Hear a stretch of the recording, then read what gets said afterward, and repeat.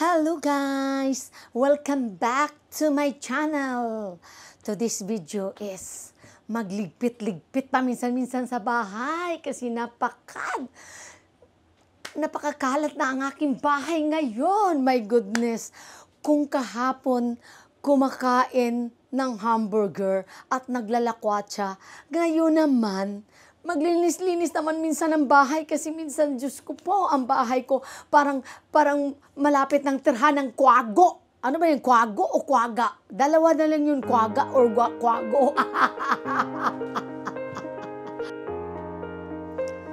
Ay, tingnan mo, napakakalat. My goodness. Ano na nangyari sa bahay ko? Kasi, tingnan mo, pati dito, kung nalalagay kung saan-saan na naman yan nilalagay. Kasi, maghapon nakaupo. Wala nang magawa sa kakatiway. Alam niyo na sa kakatiway, di ba? Maghapon. Tapos pag tayo, ang sakit ng balakang ko. Ganyan pala talaga papuntang, alam mo naman mga lola. Oo. Di ba? Ito saging. Half na yan. Kailangan kakainin na yan. O kung saan-saan nilalagay ng mga anak ko. My goodness. O ano nangyari dito. Yan na lang. Pati tinapay ay naku kung saan-saan na nailagay. Kailangan magligpit-ligpit na naman paminsan-minsan kasi pag hindi ka maliligpit, magiging kwago ang iyong bahay. Baka titirhan to ng anong titira dito? Hindi na tao ang titira. Kwagi. Bisiha. Ginoo ko perting bisiha. Na dyan ni mabangbang kahugaw na akong balay. Kaya nagsigil na nagtiway. Kaya wala tayong magawa. Buti na lang wala ang aking juwakis. Kung mayroon, magpanlingo. Ay, kahugaw ng balay. Ay, nako, bahala siya. Basta busy talaga ako sa kawaite. Hindi na nga ako makapaghilamos, guys. Sige, maglinis-linis paminsan-minsan. Hindi na nga ako makapaghilamos nito.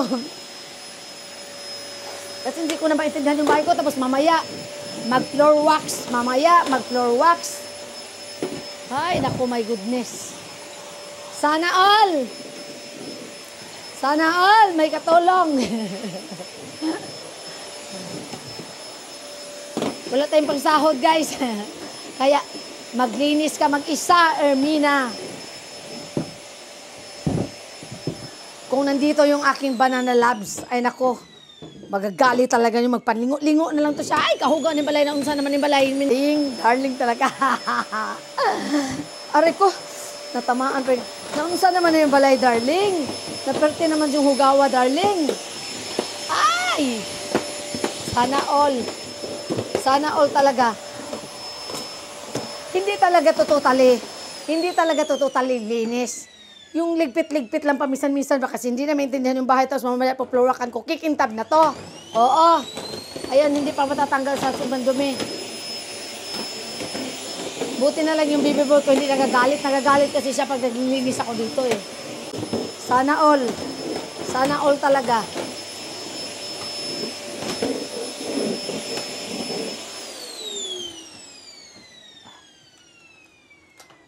Ganyan talaga ang buhay dito, guys. Ikaw lahat ang kikilos. Pag hindi ka kumilos, ay nako!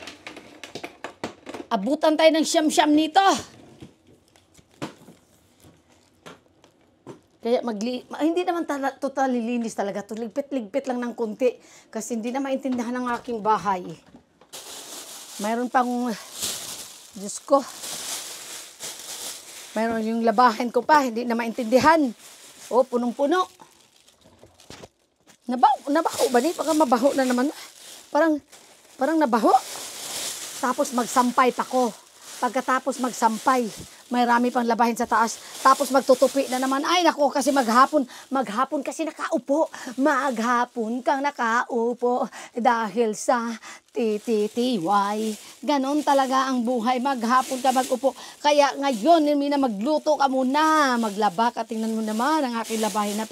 Napakadami talaga. My goodness. Ay! Sana all. Kasi pag hindi ko parang nangangamoy, labahan ko ulit yan. Tingnan nyo. Kanina ko pa nilaban ng umaga. Hindi ko ba sampay-sampay. Ngayon, Nangangamoy talaga siya. Labahan ko na naman ulit. Ay! Sana all. Tapos pag hindi ko na naman masampay ngayong gabi, lalabahan ko na naman ulit yan. Pangatlo na. Ay, sana all naman talaga. Talagang nangangamoy na talaga. Iba na talaga amoy niya. Amoy agigot na. Sa loob ng bahay, amoy kwago. Dito, amoy agigot. Ano ba yan? Ano ba yan talaga? O, yan. Labahan ko na naman ulit yan. Kasi pag hindi, aray ko, natamaan pa yung kamay ko. Kasi pag hindi lalabahan yan ulit, baho na talaga as in. Kaya sana all may manglaba. Kahit na paano, sana all may manglaba. O pangatlo na itong pangalawa na itong laba. Pag hindi ko na naman masampay mamaya to pagkatapos, bukas labahan ko na naman ulit. Yan ang sinasabi ko sa inyo madalas. Nakatatlo, nakaapat na labahin bago ko ano yan. O, lagyan ko na lang pabango kasi talagang amoy na amoy talaga. Sana all. Itawa mo na lang ang dami mong labahin. No? 2 salang yan na bukas. Ngayon, mamaya, pag hindi ba 3 salang. Ay, naku, my goodness. Why, TY pa, Ermina. TY pa.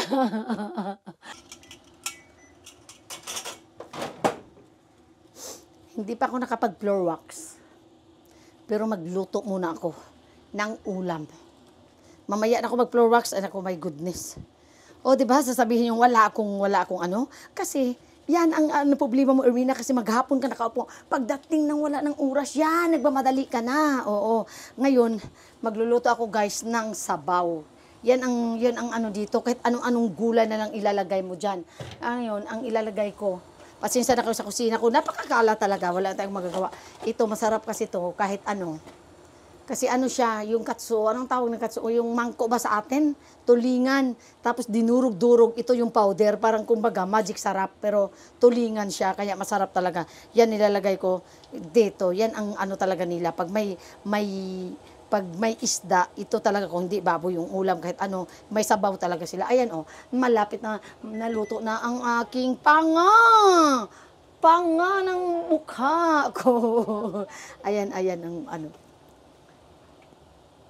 Ayan ang aking isda. Tapos ayun, kumukulo na yung tubig. Tapos lalagyan ko, kailan ba expiration nito? Ay, ano pa pala? Okay pa. Ito guys, ang tawag nito is miso shiro. Kahit anong ilalagay mong gulay, basta may paste na ganito, ayan basta may paste na ganito, ang tawag nito is miso shiro. Kahit anong ilalagay mong gulay, pasok na yan. Kung sa atin yan, lauoy.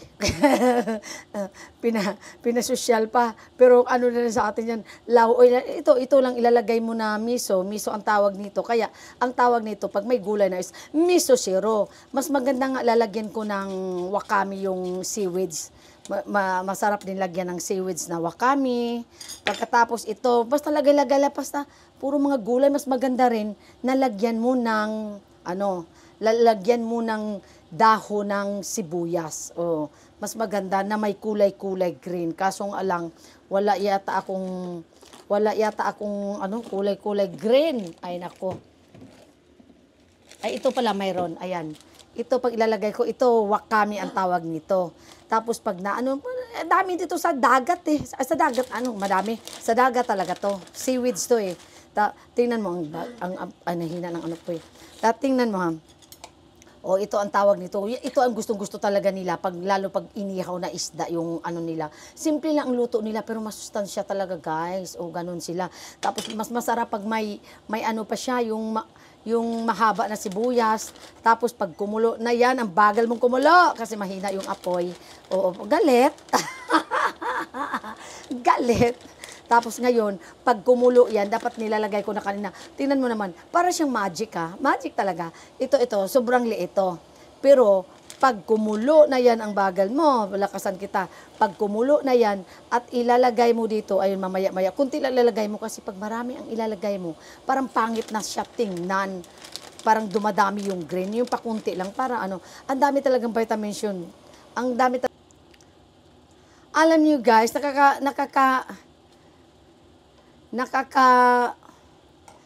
nakakagutom pala yung maghapon kang nakaupo. Tapos sa sobrang busy ko kanina, tingnan mo naman ang aking tuyo, nag-Santa Maria na. Makain ba yan? Sana all, sana all. Bigay to sa kaibigan ko.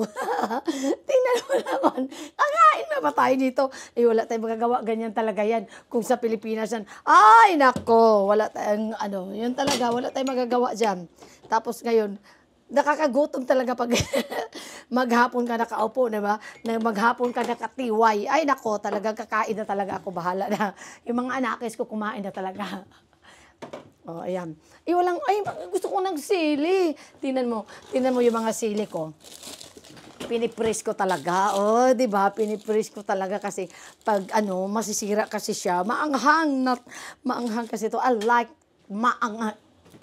maanghang. Huwag ka kasi mag-English, Ermina, kasi magluluding ka naman pag mag-i-English ka dyan. O, di ba? Huwag ka mag-i-English. Excited na talaga akong kumain. Bahala kayo dyan. O, yung mga anakis ko, ay, kumain na sila. Sila na nagluluto. Sabi na, Mama, wala bang guhan?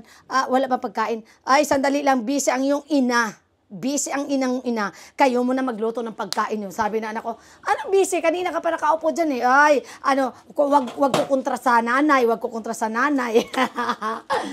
Wag ko kontra sa nanay, o, diba? Tapos sabi na, sila na nagluto. Wala sa magawa. Kasi siyempre nakaupo ang nanay, busy. Kaya ngayon kakain ako. Kain ako. Ano pa para masarap pagkamay? Ganun pagkain ito.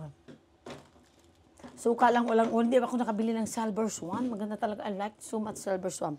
Ay, bakit ko pala ito ba? Baka maano to. Parang gusto ko magkamay. Pero mainit kasi yung sabaw. Oh, sarap ng tingnan naman. Wow, sana all. Nagutom na ang lula sa kakawatiway. Oh, maghapon nakaupo. Oh, biruin mo maghapon nakaupo. Maghapon nakaupo. Wala namang kita. Ang nakikita ko, puro basura. Puro basura sa bahay. Ay nako, Ermina, kumain ka na lang, puro kadaldal. O, di ba? Parang feel kong magkamay. Tarikimas. Magkamay na nga, ating nga. Magugas ako ng kamay kung magkamay talaga ako. Parang feel ko talaga. Ngayon, kahapon hamburger, ngayon naman isda. Tapos, natatakot ako. Pag puro kain ako ng isda, baka pag makita ako ng pusa, hahabulin ako. Kasi sasabihin, ano ba yan yung nakatira dyan? Amoy isda na. Ay nako, sana all.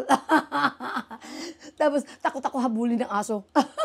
Aso pala, hindi pala aso, pusa. Pero ito talaga to, ang sarap. Ay, paano ba makakain ng sunog na? Ano naman, bebe? Yan talaga yung bibibig ko pag kumakain talaga. Hindi ka pa naligo, tigilan mo ako, ha?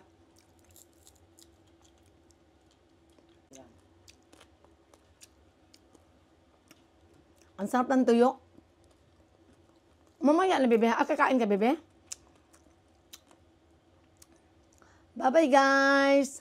Ang sarap talaga. Ang sarap ng tuyo. Bye-bye, guys. Thank you for watching.